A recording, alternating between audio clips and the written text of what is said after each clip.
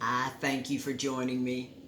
I'm going to be reading the Earth Class Notes, written by the 12th Apostle, entitled Covenant Symbols. Remember the Ark of the Covenant? God told Moses exactly how to build it, with Moses writing each detail for his Israeli craftsmen to build, along with the movable wilderness temple tent that covered all of the specific things that were used in Israel's worship of God. What is a covenant? A covenant is an agreement between two or more persons, and in this context, between God and Israel.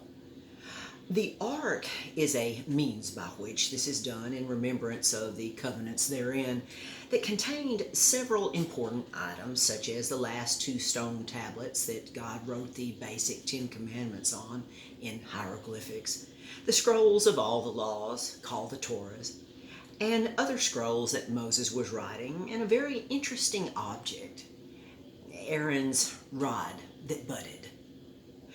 At that time, the rod was not a shepherd's long staff with a large hook on one end, but the rod was much shorter, strong and straight, that was used as a weapon of defense that was not too long to lay in the ark.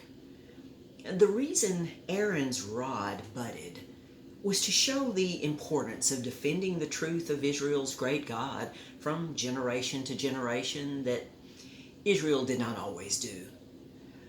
This proves God's love and knowledge are progressive, and it proves the evils of the three O's theory that blames everything upon God as being, number one, omniscient, always knowing all things, number two, omnipotent, having all power, and number three, omnipresent, being everywhere at the same time. A foolish soul deception. Currently we see that the truth easily proves itself, as it doesn't need to be propped up in order to be sustained or verified. The laws of cause and effect, as well as that of consequences, have come into play with the passing of time to bring us to the point we're currently in, witnessing for our great God, and this time will very soon reach its apex, as all eyes see the return of Jesus and his Father to this small place where everything began. The souls who don't believe this are the vast majority of humanity, of whom so very much is currently expected, as their political leaders are positioning themselves to take the specific geographical area that God loves the most, a place we understand the great importance of, like no other witnesses before us. The signs and wonders we currently believe to see don't upset our souls because we humbly understand. We know that sovereignty is still the best way for all.